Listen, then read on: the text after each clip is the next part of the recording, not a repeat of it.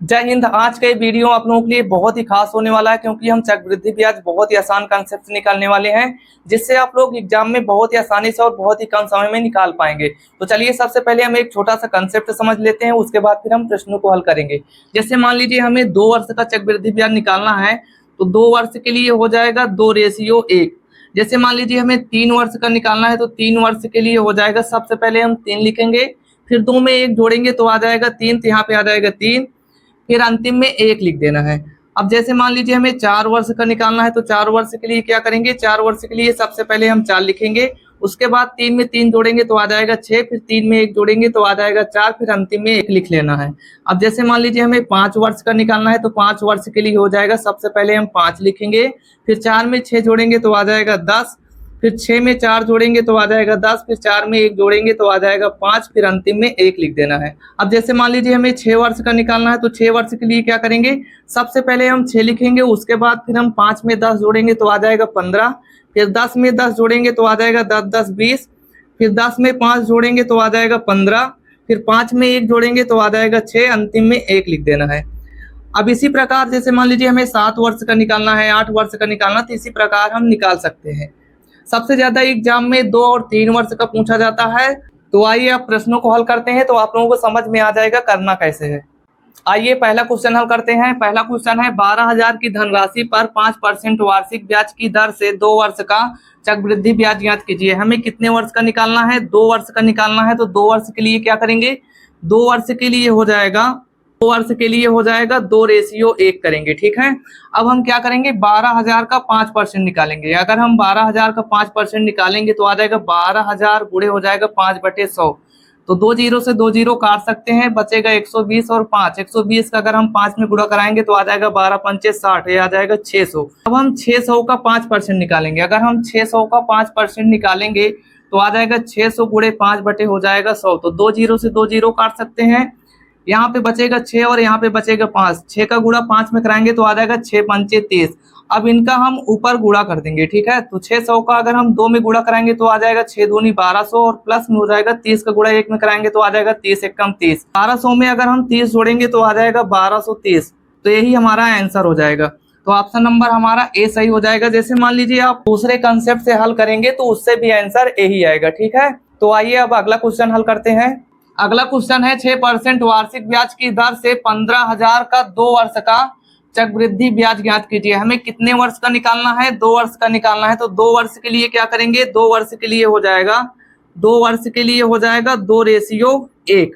अब सबसे पहले हम 15,000 का 6% निकालेंगे, तो यहाँ पे आ जाएगा 15,000 गुणे में हो जाएगा 6 और बटे में हो जाएगा 100। अब 2 जीरो से 2 जीरो काट सकते हैं, बचेगा 150 और 6। तो 150 का गुणा अगर हम 6 में कराएंगे तो आ जाएगा 15 छक्का 90, आ जाएगा 900। अब हम 900 का 6% निकालेंगे। 900 का अगर हम 6% निकालेंगे तो आ जाएगा 900 गुणे में हो जाएगा 6 बटे हो जाएगा 100। तो 2 जीरो से 2 जीरो काट सकते हैं, यहाँ पे बचेगा 9 और बचेगा 6। तो 9 का गुणा 6 में कराएंगे तो आ जाएगा 9 छंग 54। अब हम इनका गुणा कर देंगे तो आ जाएगा 900 का अगर 2 में गुणा कराएंगे तो आ जाएगा 9 दूनी 1800, प्लस 54 का गुणा 1 में कराएंगे तो आ जाएगा 54 एकन्नम 54। अब अगर हम 1800 में 54 जोड़ेंगे तो आ जाएगा 1854। तो यही हमारा आंसर हो जाएगा, यानी ऑप्शन नंबर हमारा सी सही हो जाएगा। तो आइए अब अगला क्वेश्चन हल करते हैं। अगला क्वेश्चन है, 10% वार्षिक ब्याज की दर से 20,000 का 3 वर्ष का चक्रवृद्धि ब्याज ज्ञात कीजिए। कितने वर्ष का निकालना है, 3 वर्ष का निकालना है। तो 3 वर्ष के लिए क्या करेंगे, 3 वर्ष के लिए हो जाएगा 3:1 करेंगे। ठीक है। अब सबसे पहले हम 20,000 का 10% निकालेंगे। 20,000 का अगर हम 10% निकालेंगे तो आ जाएगा 20,000 गुणे 10 बटे हो जाएगा 100। तो 2 जीरो से 2 जीरो काट सकते हैं, तो यहाँ पे बचेगा 200 और यहाँ पे बचेगा 10। 200 का अगर हम 10 में गुणा कराएंगे तो आ जाएगा 200 दहम्मत 2000। तो यहाँ पे आ जाएगा 2000। अब 2000 का 10% निकालेंगे, 2000 का 10% निकालेंगे तो कितना आ जाएगा, 2000 गुणे 10 बटे हो जाएगा 100। तो 2 जीरो से 2 जीरो काट सकते हैं, तो यहाँ पे बचेगा 20 और यहाँ पे बचेगा 10। तो 20 का गुणा 10 में कराएंगे तो आ जाएगा 20 दहम 200। अब 200 का 10% निकालना है। 200 का अगर 10% निकालेंगे तो आ जाएगा 200 गुणे 10 बटे हो जाएगा 100। तो 2 जीरो से 2 जीरो काट सकते हैं, तो यहाँ पे बचेगा 2 और यहाँ पे बचेगा 10। 2 का गुणा 10 में कराएंगे तो आ जाएगा 2 दहम 20। अब इन सभी का ऊपर गुणा कर देना है, बस हो गया। 2000 का अगर 3 में गुणा कराएंगे तो आ जाएगा 6000, प्लस में 200 का अगर 3 में गुणा कराएंगे तो आ जाएगा 600, प्लस में 20 का गुणा 1 में कराएंगे तो आ जाएगा 20 एकम 20। अब इन सभी को जोड़ेंगे तो आ जाएगा 6000, 6000 में 600 जोड़ेंगे तो हो जाएगा 6600, 6600 में अगर 20 जोड़ेंगे तो आ जाएगा 6620। तो यही हमारा आंसर हो जाएगा, यानी ऑप्शन नंबर हमारा सी सही हो जाएगा। तो आइए अब अगला क्वेश्चन हल करते हैं। आइए अगला क्वेश्चन हल कर लेते हैं। अगला क्वेश्चन है 10,800 की धनराशि पर 33 सही 1/3% वार्षिक ब्याज की दर से 3 वर्ष का चक्रवृद्धि ब्याज ज्ञात कीजिए। कितने वर्ष का निकालना है? 3 वर्ष का निकालना है। तो 3 वर्ष के लिए क्या करेंगे? 3 वर्ष के लिए हो जाएगा 3:1 करेंगे। अब सबसे पहले हम 33 सही 1/3% के हम वैल्यू निकाल लेंगे। अगर हम 33 सही 1/3% की वैल्यू निकालेंगे तो कितना आ जाएगा? 1/3 आ जाएगा। ठीक है, अब हम 10,800 का 1/3 भाग निकालेंगे तो आ जाएगा 10,800 का 1/3 भाग निकालना है। तो 3 से अगर इसको हम काटेंगे तो आ जाएगा 3 त्रिक 9, 1 बचेगा हो जाएगा 18, 3 छंग हो जाएगा 18, तो यहाँ पे बचेगा 2 जीरो, तो यहाँ पे 2 जीरो लिख लेंगे तो आ जाएगा 3600। 3600 का 1 में गुणा कराएंगे तो आ जाएगा 3600। अब 3600 का 1/3 भाग निकालेंगे, 3600 का 1/3 भाग निकालेंगे तो कितना आ जाएगा? 3 से अगर इसको हम काटेंगे तो 12 बार में कट जाएगा, आ जाएगा 1200। तो 1200 गुणा 1 में कराएंगे तो आ जाएगा 1200। 1200 का 1/3 भाग निकालेंगे तो आ जाएगा 1200 गुणे 1/3 हो जाएगा। 3 से अगर इसको हम काटेंगे तो आ जाएगा 3 चौक 12, 2 जीरो बचेगा तो यहाँ पे आ जाएगा 2 जीरो।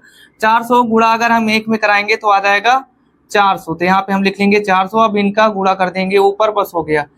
3600 का अगर हम 3 में गुणा कराएंगे तो आ जाएगा 3 छंग 18 की 8, 3 त्रिक हो जाएगा 9, 9 1 हो जाएगा 10, तो आ जाएगा 10,800 प्लस 1200 को गुणा 3 में कराएंगे तो आ जाएगा 12 3600, प्लस में 400 का 1 में गुणा कराएंगे तो आ जाएगा 400। अगर हम इन सभी संख्याओं को जोड़ेंगे तो सबके लास्ट में 2 2 जीरो है, तो यहाँ पे हम लिख लेंगे 2 जीरो।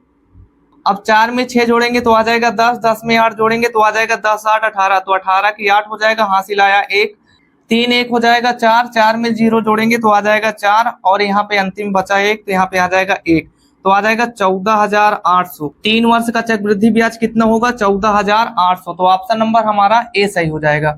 तो आइए अब अगला क्वेश्चन हल कर लेते हैं। आइए अब हम आज का अंतिम क्वेश्चन हल कर लेते हैं। अंतिम क्वेश्चन है 10,240 की धनराशि पर 12 सही 1/2% वार्षिक ब्याज की दर से 3 वर्ष का चक्रवृद्धि ब्याज ज्ञात कीजिए। कितने वर्ष का निकालना है? 3 वर्ष का निकालना है। तो यहाँ पे हम 3 वर्ष के लिए हो जाएगा 3 वर्ष के लिए हो जाएगा 3:1 करेंगे। ठीक है, अब 12 सही 1/2% की हम वैल्यू निकाल लेंगे। तो 12 सही 1/2% की वैल्यू हम निकालेंगे तो अगर इसको हम भिन्न में बदलेंगे तो आ जाएगा 12 दूनी 24, 1 हो जाएगा 25, तो आ जाएगा 25 बटे हो जाएगा 2%। अगर परसेंटेज हटाएंगे तो आ जाएगा 25/200, आ जाएगा 25 एकम 25, 25 अट्ठे 200। तो 12 सही 1/2% की वैल्यू कितनी होगी? 1/8। अब हम 10,240 का 1/8 भाग निकालेंगे।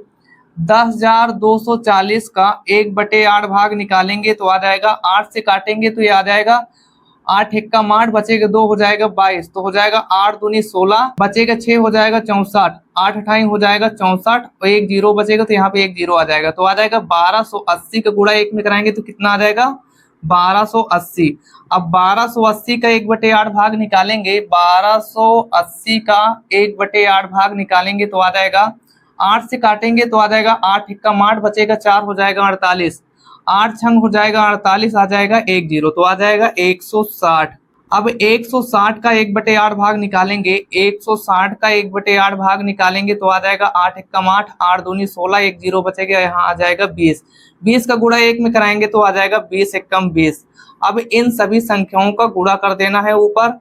3 का गुणा 1280 में कराएंगे तो आ जाएगा 300, 3 अठे हो जाएगा 24 की 4, हासिल आए 2, 3 दूनी 6, 2 हो जाएगा 8, 3 एकम हो जाएगा 3, प्लस में 160 का गुणा अगर हम 3 में कराएंगे तो आ जाएगा 16 48, और 1 जीरो बचेगा, यहाँ पे 1 जीरो लिख लेंगे। प्लस में 20 का गुणा 1 में कराएंगे तो आ जाएगा 20 एकम 20।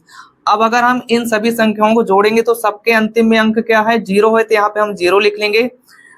2 में 8 जोड़ेंगे तो हो जाएगा 10, 10 में 4 जोड़ेंगे हो जाएगा 14, 14 का कितना लिखेंगे? 4, 4 में 8 जोड़ेंगे तो हो जाएगा 8 4 12, 1 हासिल तो हो जाएगा 12 1 13, हासिल आ जाएगा 1, 3 में 1 जोड़ेंगे कितना हो जाएगा? 4, तो आ जाएगा 4340, यही हमारा आंसर हो जाएगा। तो ऑप्शन नंबर हमारा सी सही हो जाएगा। तो आज की वीडियो में बस इतना ही, अब मिलते हैं आपसे नेक्स्ट वीडियो में। जय हिंद।